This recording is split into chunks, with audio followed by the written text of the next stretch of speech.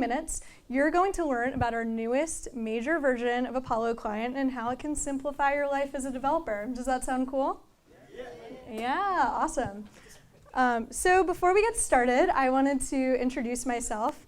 Hi, my name is Peggy Rayzis, and if you need to reach me or if you have any questions about my presentation, you can find me on Twitter at my handle right there.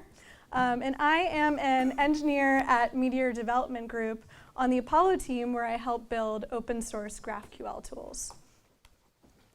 So our main goal as the Apollo team and community is to make building applications simpler and faster with GraphQL. And I think this goal has really resonated with the community. We've seen astounding growth over the past year, resulting in over 2.5 million NPM downloads and almost 5,000 stars on GitHub for our most popular tool, Apollo Client. And it's also the most widely used GraphQL client in the ecosystem today.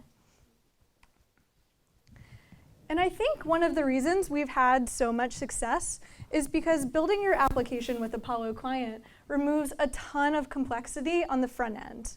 So even if you're not familiar with GraphQL, all you have to do here is just describe the data that you want.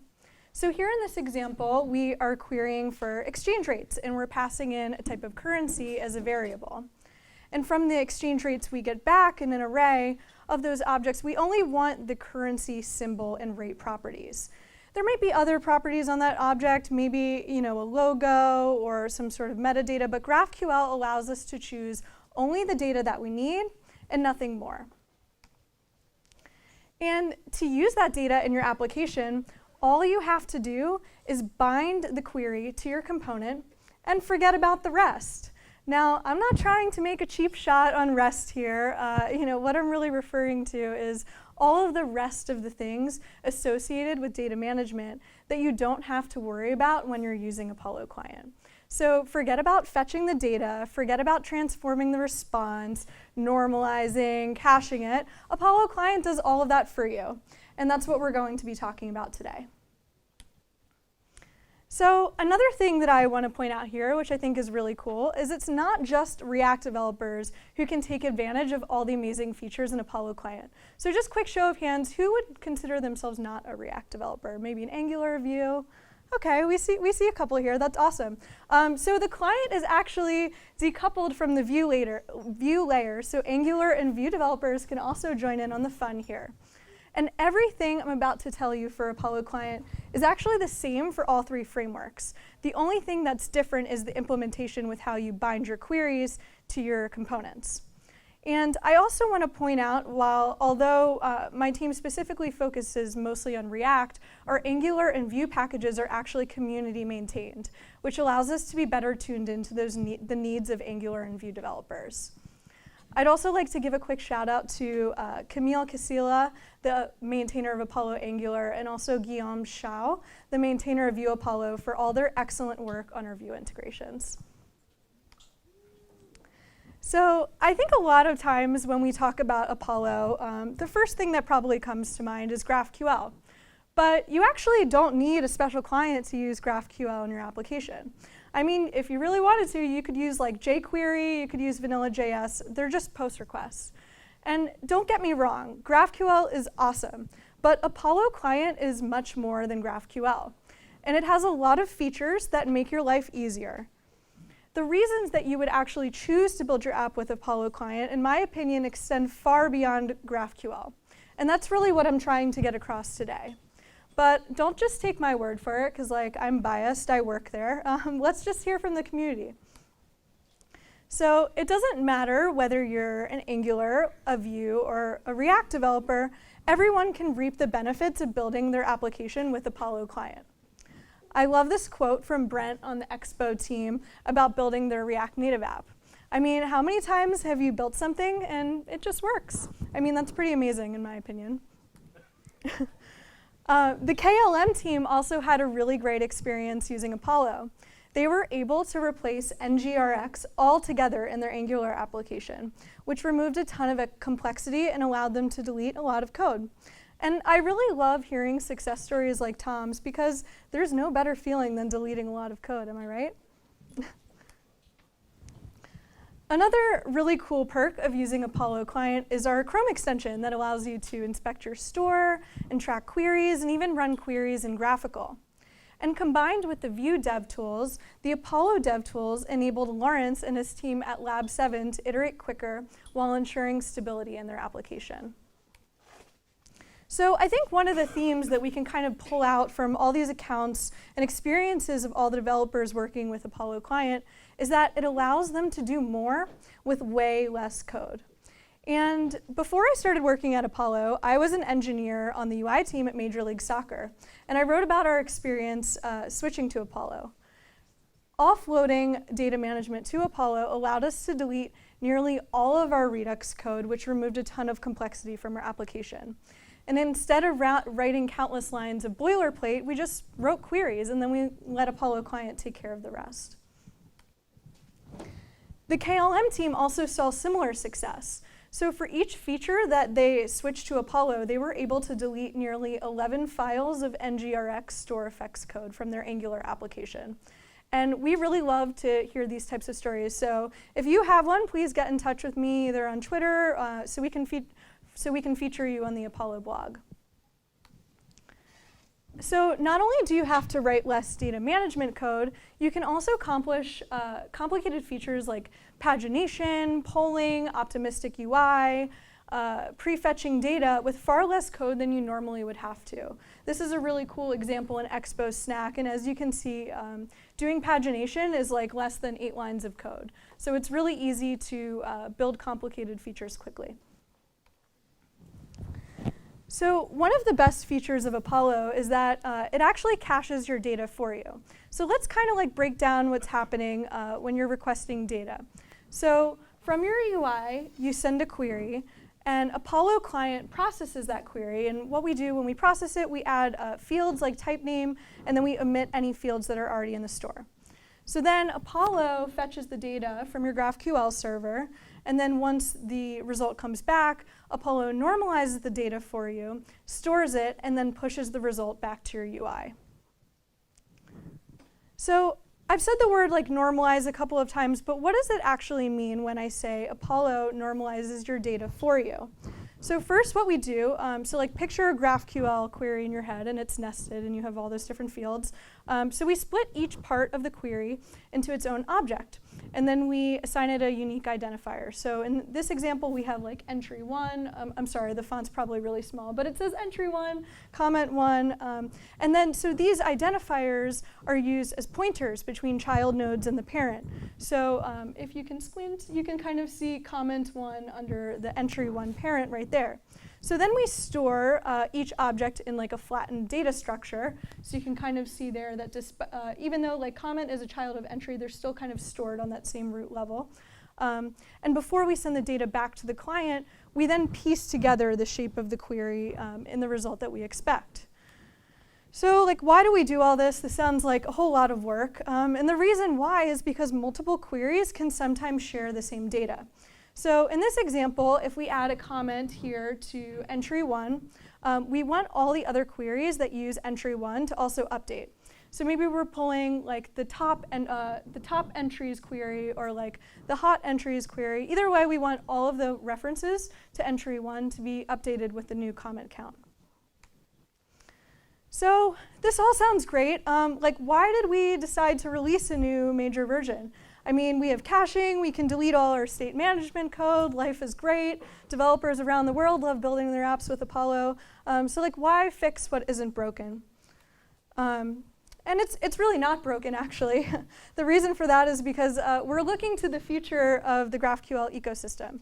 So kind of the first question that comes to mind is GraphQL is a query language. So how do we use that query language for different types of data sources? Many data sources can send back a JSON response. That's really the only requirement here. So why do we have to limit ourselves to just GraphQL servers? When it comes to caching, one size does not fit all. How can we decouple the cache from Apollo Client so developers can customize it to fit their needs? For example, if that normalization process does not work for them. And additionally, we also see directives as a source of innovation. So there's been new directives proposed, ones like defer and ones like stream. And what they do is they're kind of designed with supporting multiple results from a GraphQL query. And under our current infrastructure, which is promise-based, you can only send back one result. So we need to kind of move to a new architecture that supports multiple return values, so we can move past the issue with GraphQL where an entire result needs to be constructed before we can then send it back to the client. So without further ado, I am really excited to announce the official release of Apollo Client 2.0. Who's excited?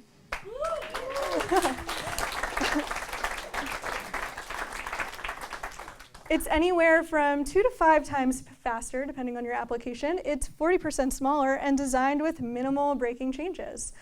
In fact, you can actually upgrade from 1.0 in only a few lines of code. So here's how you would set up Apollo Client 2.0 in your application. Not a whole lot has changed here, but there are really 2 key differences to be aware of. So now the constructor specifically requires a cache property and a link property on the configuration object. And the defaults, which I'm showing here, the in-memory cache and the HTTP link, are pretty much equivalent to the old network interface and cache that we had in the 1.0 version. So probably for like 80 to 90% of users, this is what you're going to need to do to upgrade. It's barely any changes at all. But let's break down the internals of the client even further, because why did we decide to go through all this work and reconfigure the architecture if 90% of use cases were already solved? So there's really a lot of key differences here that kind of open up the possibilities in GraphQL. In 2.0, you can actually now swap out the default in-memory cache with a custom one if you want. And this is huge because our old cache actually used to be dependent upon Redux. So this will allow you to plug in a cache with a different state management library. You could use MobX, if you really want to. And all you really have to do here is just create your own and swap it out. So on the right, we also have our network stack. And our new interface for customizing Apollo's network stack is called Apollo Link. And it's a super powerful way to hook into the request cycle at any point to either process or retrieve your data. And a really cool thing about it is it's powered by observables instead of promises, so you're no longer tied to returning a single value. And then wrapping all of that on the top level, you have Apollo Client itself, which is really just like a thin orchestration layer that manages the communications between the network stack and the cache. So in fact, we actually already have an alternative cache that you can choose from for Apollo Client 2.0. It's called Hermes, and it's built by Ian McLeod and the amazingly talented team at Convoy. And Convoy had a problem. So their payloads were very large, very nested, and they needed to be this way for business reasons. And they were experiencing slow reads and writes due to the normalization process that I told you about earlier. So what they opted to do was build a graph-based cache that uses references instead of pointers and an identity map, so they didn't have to reconstruct the shape of the result each time, which was really slowing down their reads. So after running the test, this resulted in a significant improvement for cache reads. I don't want to quote exact figures because I know they're still working on releasing those performance benchmarks, but take my word for it, it's absolutely amazing. And I think this story really speaks to the power of the modular architecture of Apollo Client 2.0. If you have an idea, you can build it, and you can share it with the community, and then we all can benefit. And when I say everyone, that's React, Angular, and Vue developers. It's decoupled from the Vue layer. So this is something that we can all really get behind. And I think we'll see a lot more custom caches being developed in the weeks to come for things like local storage. The sky's really the limit here. So let's circle back to our network stack, Apollo Link. And I am super excited for Link because I think it's really going to revolutionize how we use GraphQL to retrieve and process data in our applications. My coworker, James Baxley, likes to describe links as components for your data because it's really easy to compose them and chain them together. And they make it easy to customize the control flow in your application because you can hook in at any point in the request cycle. So let's take a look at what this looks like. So here we're using the same HTTP link from before to retrieve our data. And now we're also using this from method on the Apollo link constructor. And what that's doing is it's chaining it on to the HTTP link. So if the request happens to fail, we're going to retry it on an interval for a maximum of 10 times, and you can kind of configure this however you like. And in order to chain them together, use this from method, and it takes an array of links. So you can also do more complicated control flow. So here we're using Apollo link.split, which takes a function and then branches the control flow depending on the result. So here's a pretty common use case here where people want to use WebSockets for subscription and then HTTP for queries and mutations. So here what we're doing is we're looking to check and see if we have a subscription. If we do, we're going to send that traffic over WebSockets, and if not, we're going to send it over HTTP. So just using the split method makes it really easy to kind of compose this in your application. It used to be a much more complicated process before with 1.0, so we're really happy to see that kind of opened up to our users and making their lives a lot easier. So links can either be non-terminating or terminating. So non-terminating links are kind of your error handling links, they're your middleware, they're your retry links. They're the ones who kind of process your data. And then on the other hand, we have terminating links. And these ones, they have to be the last in your chain because they're the ones that actually retrieve the data. They return an observable, which then fulfills with a result. So those are things like the HTTP link and then the WebSocket link, which we saw before. So it's really easy to create your own just by passing a request function into the Apollo link constructor. And the function takes the GraphQL operation. And what I mean by operation are things like query, mutation, and subscriptions, and then they return an observable. So to continue the next link onto your chain, if it's a non-terminating link, you have to call forward on the operation to pass it to the next one. And within the body of the function, you can kind of do whatever you want. You can use it to set headers and credentials on the context, which is really useful. And all links have access to the context. So you can actually set context from within your React components as well. So it's a great way to communicate between your UI and the network stack, and then between links in the stack as well. You can also choose from a community link. I really love this one. It's brand new. It's by the maintainer of Apollo Angular, Camille. And what he's doing here is he's using a custom link that uses Angular's native HTTP module to execute requests instead of the HTTP link that we saw earlier.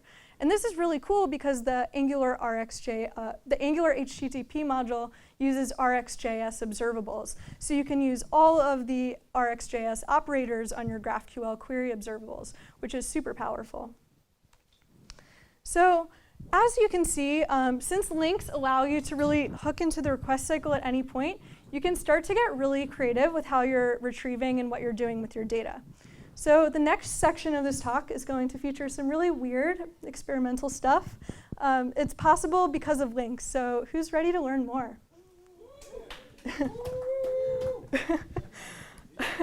So, okay, remember this diagram from earlier? We had data and it was being loaded from a GraphQL server.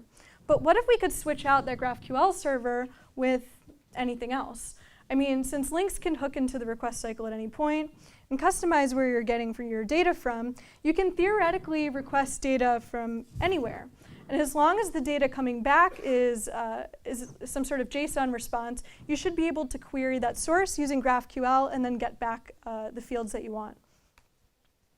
So what if you could query local data in your application? Things like network status, things like routing, any application level data that you currently use something like Redux or MobX for, and store it in Apollo client. And the main benefit of that is you get all the same caching, ease of querying, all the bells and whistles that come along with Apollo client. So it's kind of, if you've used GraphQL before, this kind of seems very natural, but you can very easily express state changes in your application with GraphQL just as a series of queries and mutations.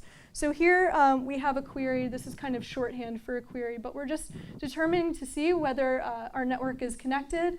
And here we have an update network status mutation that upon some listener will call this mutation and then update the result in our store.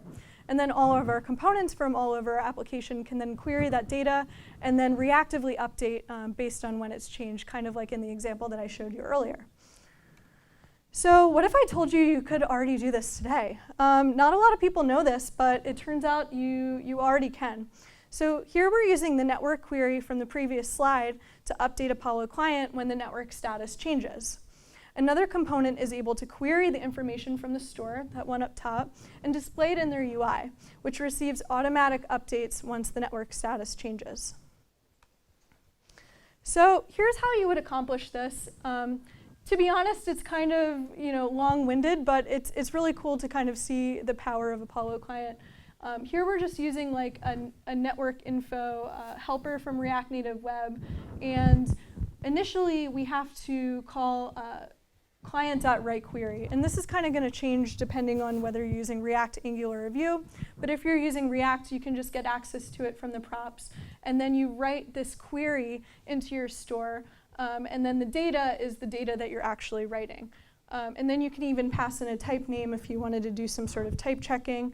And then, so when the connection changes, we have this event listener, and it's then going to call a function. So in this function, handle connectivity changes, we're then going to update our query. And then all we have to do there is just pass some sort of updater function, which will then update the data in the store. So I think this kind of feels a bit clunky. We have two higher order components in order to get the functionality that we need. And it only works by passing in queries. This actually doesn't work by passing in mutations. So ideally, we want to be able to use queries and mutations together as a more natural way to update and query the store. So this is really becoming our priority in the next couple weeks. We want to make sure that your experience managing local state in Apollo is as easy as possible. We want it to be as natural as describing your state changes with GraphQL and letting Apollo client just take care of the rest. No more action creators and no more thousands of lines of boilerplate. And that's why we're announcing Apollo Link State. So I am over the moon excited about this one. It will use a client directive to specify the fields that should be retrieved from the client. And you'll have the ability to specify custom resolvers to determine how data will be read and written to the cache. And it's coming soon, like really soon. As soon as we get back from all our conferences and the traveling, we're going to work on this and have this released to you because I think it will be really helpful for everyone. So the setup is really minimal. You're just using links here. So this is very similar to kind of the examples that we saw earlier. We have this with client state link function, and it takes a resolver map. And then in other files, you're going to specify this resolver map. And I really see us kind of splitting these out in terms of features. If you're like familiar with the Redux duck pattern, I kind of see splitting them out. By feature is probably the best way to do this. And then you can kind of merge them together into this larger resolver map, and then you add it to the link. So that way, when a client request comes in, it can match it against this map and then return the data that you need. So like, what do these resolver maps actually look like? So here, this will look very similar if you've used our server implementation before. OK, so who here has used like GraphQL tools, like our server implementation? A couple show of hands. So this should be pretty familiar if you're used to it. You'll define your resolver map, and it takes the same arguments, exactly the same as the one on the server. And the only main difference here is that we actually have access to the cache on the context, which is that third argument, to the function. And then from this direct cache access, we can call a write. We can read. This still isn't like completely fully baked yet, but we're thinking of maybe doing some sort of like default, like you would say here, so you don't have to write custom resolvers for every client-side field. It would kind of do this default for you. I think that would be kind of cool. And then the other thing that's really cool too is you can return the result, and then you can specify the fields that you want to get back from the mutation, and then you can use them in your components. So I've used the word directive a bunch. What do I mean by that? So the directive, it would be that @client you see here on the end, and marking your fields with the @client directive will tell Apollo Link to retrieve the data from your client resolver map. So that's how you would specify that a field needs to be retrieved from local state. And then once you have that all set up, you just connect your component as you would normally do. This is exactly how you do mutation in the API today. And it just all kind of does it seamlessly, which is really exciting because you'll just be able to use these queries and mutations in your components the same way that you would use them today. So I've said this word a couple times, like what exactly is a GraphQL directive? So what they do is they change how you get your data, but they don't change the shape of your result. So there's been a couple of directives proposed. You have things like defer and live, and basically defer, for example, you can specify a field that if you know it's going to take a long time for the result to come back, you can have the part that's already back and push it via like some sort of stream mechanism, and then once you get the result from your deferred query back, then that goes to the client as well. So once again, it's not really changing the shape, but it's just changing how you get your data and when. And this is already in the GraphQL spec, so this is nothing out of the norm. We're just kind of going along with what's already in the spec and then kind of building upon it to create additional functionality. So, okay, we're querying local data in Apollo, but what if you could query REST data in Apollo? I mean, it's not that crazy. Most REST endpoints can send back JSON, so we should be able to use GraphQL to query those as well without some sort of GraphQL server on top of it. So that's why we're introducing Apollo Link REST. And this sounds like some sort of like horse JS, like I'm trolling you guys, like, I don't know. It's like, it's very weird that the GraphQL company is putting out a REST link. But it actually has like a couple legitimate business cases. Maybe you don't control the back end and you want to be able to experiment with Apollo in your application. This is a really easy way to get started. So very similar to the directive that we saw earlier with client-side fields, it's going to use a REST directive to query your REST data with GraphQL. And this hasn't been built yet, but we're working on it, and it'll be released very soon. So the API draft is like super similar to the client link that we saw before, but instead of a resolver map, you're going to specify some sort of endpoint map. So you'll have a default endpoint, and then you can also have an endpoint map. Maybe you have like an old API that you're using, or you want to be able to differentiate between different endpoints. And then you'll be able to specify the endpoint that you want via context. And then when you want to query that data in your application, you're just going to use the @REST directive, specify an endpoint, and then the @type, we were kind of maybe playing around with some sort of type checking involved, because I kind of haven't mentioned that part yet because we haven't gotten to it. But yeah, it should be really exciting. We're hoping to be able to somehow type check the results getting back from that REST endpoint. So that was a lot of information, but what if you could actually manage all of your data with Apollo? We have functionality for a GraphQL server. We're getting functionality for local data and REST. So it really becomes this like one-stop shop of data management in your application. I think another really cool application of this too is that you can request from multiple sources in one query. So here we have like a completely mixed query of user data. We're querying a GraphQL server. We're using the @client directive to specify a client-only field, and then we're using the REST directive to specify a REST endpoint. And you'll be able to do this with links because it's able to parse the operation. So this is super cool.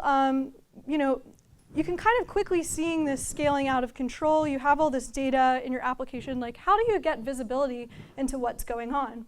And I'm not sure if you've heard, but we recently just launched our newest product, Engine.